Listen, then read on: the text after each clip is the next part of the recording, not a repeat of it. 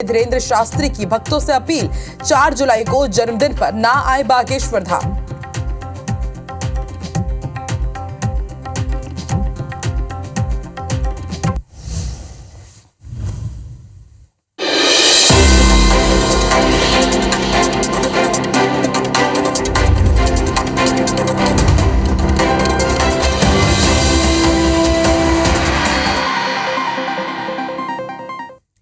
नमस्कार, बहुत बहुत स्वागत है आप सभी का। आप देख रहे हैं IBC 24 मध्य प्रदेश के इस खास बुलेटिन में आप सभी का स्वागत है। शाम के 7 बज रहे हैं और वक्त हो गया है मध्य प्रदेश के नंबर 1 बुलेटिन का। तो आइए बुलेटिन की शुरुआत करते हैं। सबसे पहले देखते हैं शाम 7 बजे की 7 बड़ी खबर। तो मंदिर में नो जीन्स, कहां पर अब ये फरमान जारी हुआ है, इसका अपडेट आपको देंगे। इसके साथ ही आपको बताएंगे कि बर्बरता की इंतहा कहां पर हुई है, कहां किसे बेदम पीटा गया है, हादसे से किस तरह अब मध्य प्रदेश में सबक लिया गया है, कहां लिया गया है, ये भी बताएंगे। और मौत का आश्रम हम किसे कह रहे हैं, क्यों कह रहे हैं, ये भी आपको इस बुलेटिन में पता चलेगा। और मानव तस्करी का राजस्थान कनेक्शन क्या है, इसका खुलासा भी आज होगा। और स्कूलों की लापरवाही किस तरह से छात्रों को भुगतनी पड़ रही है, ये खबर भी आपको दिखाएंगे। और आज मध्य प्रदेश के बजट में क्या खास रहा, इसका पूरा अपडेट भी मध्य प्रदेश के इस बुलेटिन में आप तक पहुंचाएंगे।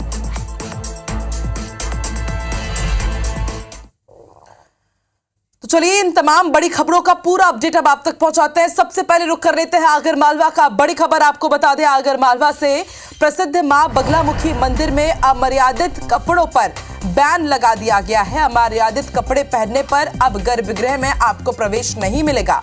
मंदिर प्रबंधन समिति ने सूचना बोर्ड लगाया है। शासन के अधीन कार्यरत है ये मंदिर। और अब आपको बता दें, यहां पर अमर्यादित कपड़े पहन करके आप नहीं जा पाएंगे। तो प्रसिद्ध मां बगलामुखी मंदिर में अमर्यादित कपड़ों पर बैन लगा दिया गया है। अमर्यादित कपड़े पहनने पर गर्भगृह में प्रवेश आपको नहीं मिलेगा। मंदिर प्रबंधन समिति ने इसके लिए बाकायदा एक सूचना बोर्ड भी लगा दिया है। आपको बता दें, शासन के अधीन मंदिर समिति काम करती है और यहां पर यह बेहद बड़ा फैसला लिया गया। और ये पहली दफा नहीं है कि मध्य प्रदेश के किसी मंदिर में इस तरह का सूचना बोर्ड लगाया हो या फिर वहां पर अमर्यादित कपड़े पहनने पर बैन लगा दिया गया हो। इससे पहले भी कई मंदिरों में इस तरह के वहां पर जानकारी दी गई है, वहां पर अमर्यादित कपड़ों पर बैन लगा हुआ। यानी कि यदि आप जीन्स पहनते हैं, स्कर्ट पहनते हैं, तो आपको मंदिर के गर्भगृह में प्रवेश नहीं दिया जाएगा।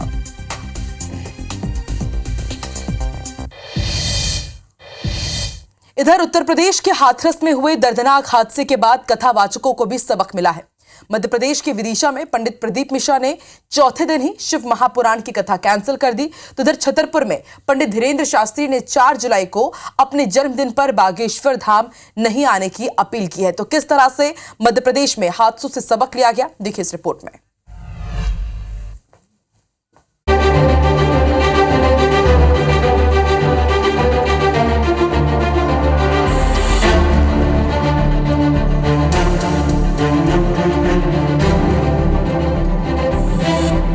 उत्तर प्रदेश के हाथरस में भोले बाबा के सत्संग के बाद मची भगदड़ में अब तक 122 लोगों की मौत हो गई है।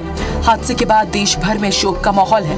हादसे के मद्देनजर मध्य प्रदेश में भी संत अपनी कथा और आयोजन रद्द कर रहे हैं। बागेश्वर धाम के पीठाधीश्वर पंडित धीरेन्द्र कृष्ण शास्त्री ने अपने जन्मदिन पर कोई भी आयोजन नहीं करने का फैसला लिया है। बागेश्वर बाबा ने श्रद्धालुओं से अपील की है कि वो 4 जुलाई को उनका जन्मदिन मनाने के लिए आश्रम में न आए। बहुत अद्भुत आनंद उत्सव की तैयारियां चल रही हैं, बहुत व्यापक तरीके से। लेकिन इस वीडियो के माध्यम से हम एक निवेदन और प्रार्थना करना चाह रहे हैं। समस्त बागेश्वर धाम के जितने लोग जुड़े हैं, हमारे प्रियजन, हमारे आत्मीय जन हैं, बड़ी श्रद्धा पूर्वक 4 जुलाई के उत्सव को आ रहे हैं, दूर दूर से आ रहे हैं। हमारी एक प्रार्थना अगर आप मानो तो हमें बड़ी अपार प्रसन्नता हो। आप लोगों के सुरक्षा के भाव को दृष्टिगत रखते हुए जो जहां है वहीं से उत्सव मनावे। घर बैठकर हनुमान चालीसा, वृक्षारोपण करके उत्सव मनावे। तो वहीं दूसरी ओर प्रशासन ने विदिशा में कथावाचक पंडित प्रदीप मिश्रा की कथा कैंसिल कर दी है। दर्दनाक घटना है हाथरस की, जिसमें लगभग 100 से ऊपर भगवान के भक्त जो जिनके अंदर कोई छल नहीं, कपट नहीं, भगवान की भक्ति के लिए गए थे और जो घटना हुई है उसके लिए बहुत। बता दें कि पहले दिन से अव्यवस्थाओं के साथ पंडित प्रदीप मिश्रा की कथा चल रही थी। बारिश की वजह से पूरे पंडाल में पानी भर गया था। हाथरस में हुए हादसे के बाद प्रशासन ने एहतियातन कथा को रद्द करने का फैसला लिया है। Bureau report IBC 24। और अब दिल्ली से जुड़ा हुआ बड़ा अपडेट आपको दे दे। पीएम नरेंद्र मोदी की कैबिनेट कमेटी में कृषि मंत्री शिवराज सिंह चौहान को भी जगह मिली है। पूर्व सीएम शिवराज सिंह चौहान को इकोनॉमिक अफेयर्स कमेटी में जगह दी गई है। ज्योतिरादित्य सिंधिया इन्वेस्टमेंट और ग्रोथ कमेटी के सदस्य बनाए गए हैं। तो वहीं पार्लियामेंट्री अफेयर्स कमेटी में वीरेंद्र कुमार खटीक को जगह मिली। तो ये दिग्गज नेता मंत्री हैं मध्य प्रदेश के, जिन्हें अब प्रधानमंत्री नरेंद्र मोदी के अलग अलग कैबिनेट कमेटी में जगह मिली है। यदि बात की जाए कृषि मंत्री शिवराज सिंह चौहान की, तो शिवराज सिंह चौहान को भी कैबिनेट कमेटी में जगह मिली है। सिंधिया को इन्वेस्टमेंट कमेटी का सदस्य बनाया गया है। इकोनॉमिक अफेयर्स कमेटी में जगह मिली है शिवराज सिंह चौहान को, और पार्लियामेंट्री अफेयर्स कमेटी में वीरेंद्र खटीक को जगह मिली है।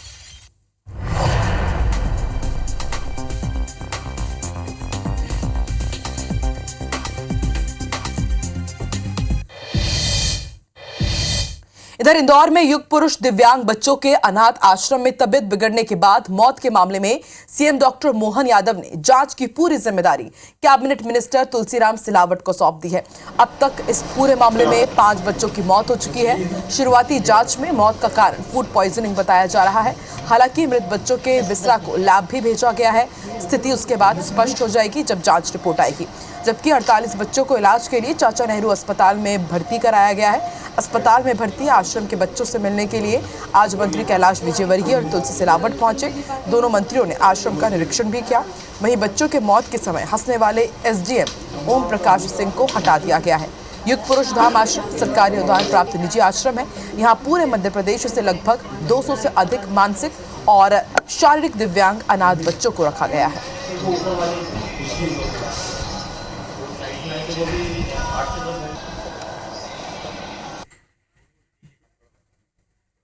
देखिए, इस इन्फेक्शन से 4 बच्चों की मृत्यु हुई है। कल 2 मृत्यु और परसों 2 मृत्यु, और इसके अलावा 38 बच्चे अभी यहाँ पर एडमिट हैं। हमारी एनजीओ की कोई लापरवाही नहीं, पूरी टीम आ गई है। खाद्य विभाग वाले अपनी कर रहे हैं, और हमारे पास स्वास्थ्य विभाग की टीम आ गई है जो सबकी जांच चल रही। जांच आने के बाद पता चल जाएगा, बच्चों में कुछ नहीं निकलेगा। जब जांच आएगी सारे बिंदु पर हम समीक्षा करेंगे, कहाँ हमसे चूक हुई, कहाँ लापरवाही है, हर बिंदु पर चर्चा की जाएगी। मुख्यमंत्री स्वयं चिंतित हैं, और एक मैं कहता हूँ हर आधे घंटे में वो यहाँ की जानकारी बुला के समीक्षा कर रहे हैं।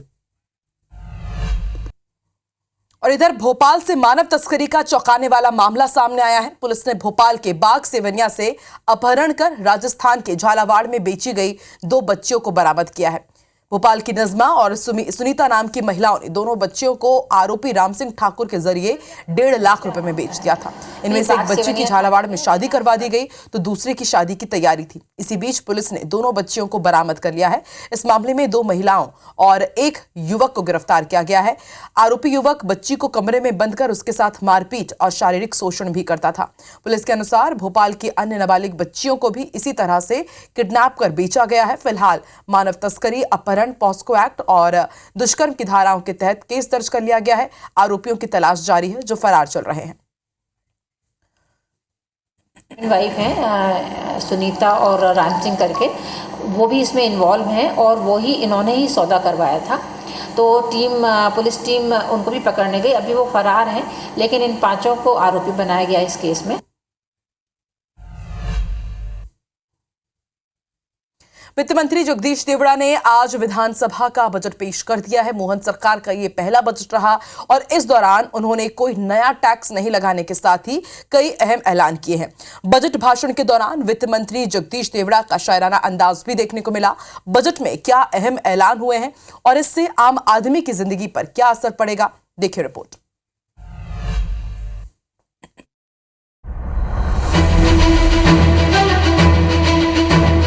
विधानसभा में बुधवार को वित्त मंत्री जगदीश देवड़ा ने वित्त वर्ष 2024-25 का बजट पेश किया। डॉक्टर मोहन सरकार का यह पहला बजट है। इस बार का बजट 3,65,067 करोड़ का है, जो पिछले बजट से 16% ज्यादा है। वर्ष 23-24 का कुल व्यय बजट अनुमान 2,81,554 करोड़ का है, जिसमें 44,829 करोड़ की वृद्धि कर वर्ष 2024-25 के लिए 3,26,383 करोड़ का प्रावधान प्रस्तावित है। के बजट के अवसर पर मैं पूरे प्रदेशवासियों को बधाई देना चाहूँगा।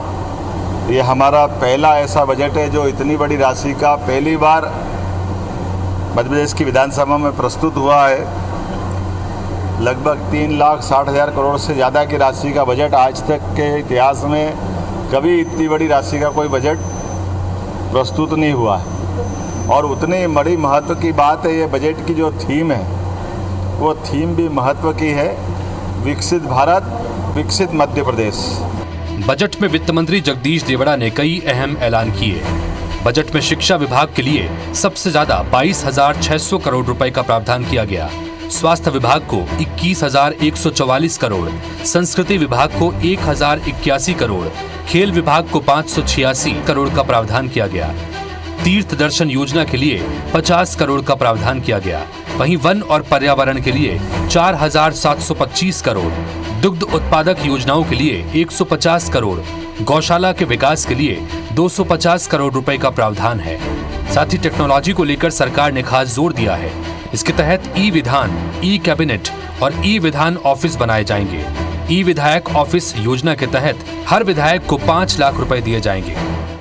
ई विधान, ई कैबिनेट एवं ई विधान ऑफिस बनाने की कार्य योजना तैयार की जाकर शीघ्र क्रियान्वयन किया जाएगा। ई विधायक ऑफिस योजना के अंतर्गत प्रति विधायक रुपये 5 लाख रुपए प्रति विधायक मिलेंगे। धन्यवाद। ये सरकार 3C की है, कर्ज, क्राइम और करप्शन की। पिछला बजट 60,000 करोड़ रुपए के घाटे का था। जब पिछला बजट आ रहा था तो सरकार ने, मुख्यमंत्री ने कहा था कि हमारा वचन पत्र रामायण और गीता जैसा एक एक शब्द पे, एक एक अक्षर पे इसका पालन होगा। आज तक नहीं हुआ।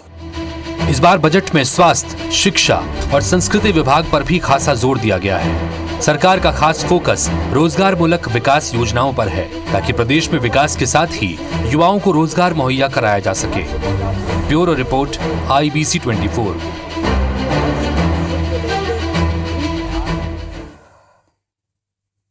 तो आपने देखा कि मध्य प्रदेश में आज वित्त मंत्री जगदीश देवड़ा ने जो बजट पेश किया है वो कितना खास रहा है, और इस बजट में महिलाओं के लिए किस तरह की घोषणाएं की गई है। आने वाला बजट मध्य प्रदेश के महिलाओं के लिए कितना खास रहने वाला है, देखिए इस रिपोर्ट में।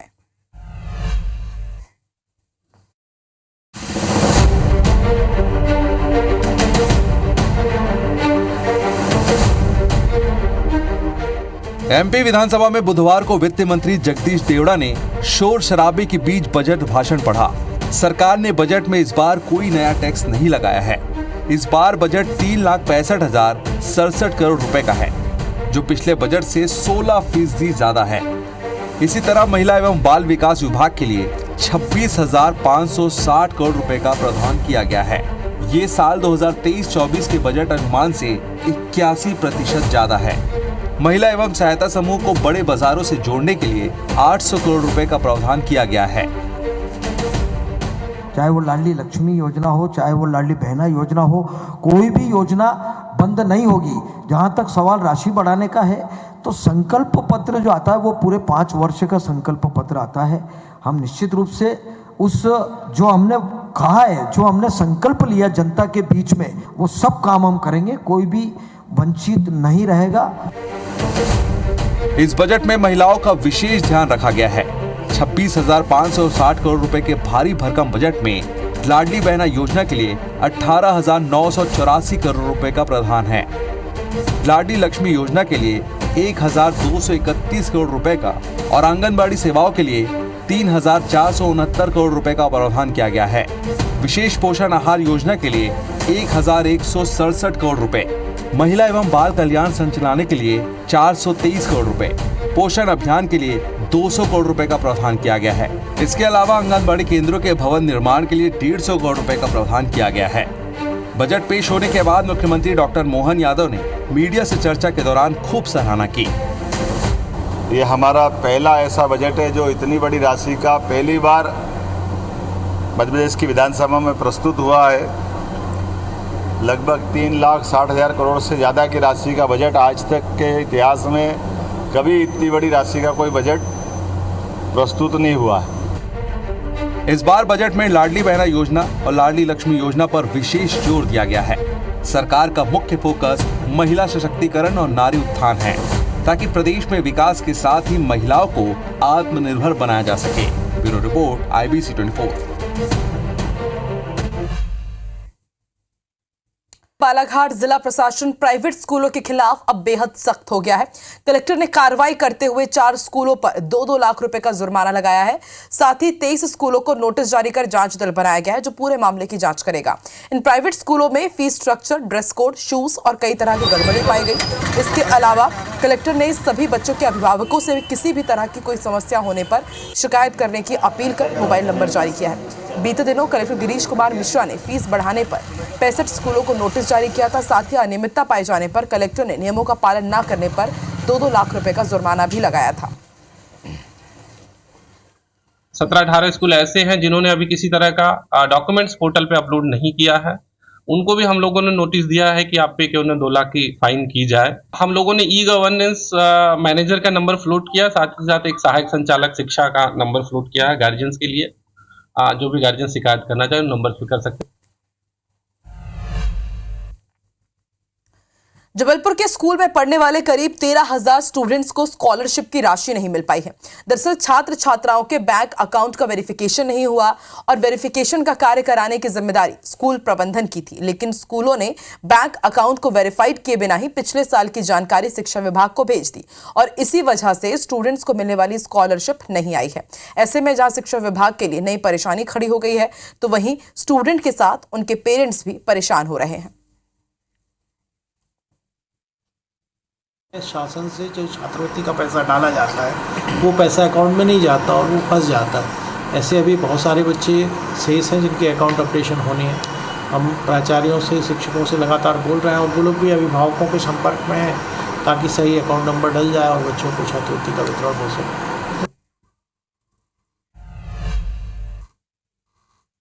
और मध्य प्रदेश के इस बुलेटिन में फिलहाल इतना ही। आगे देखिए छत्तीसगढ़ का नंबर 1 बुलेटिन हमर बानी हमर गोट छाया चौधरी के साथ। नमस्कार।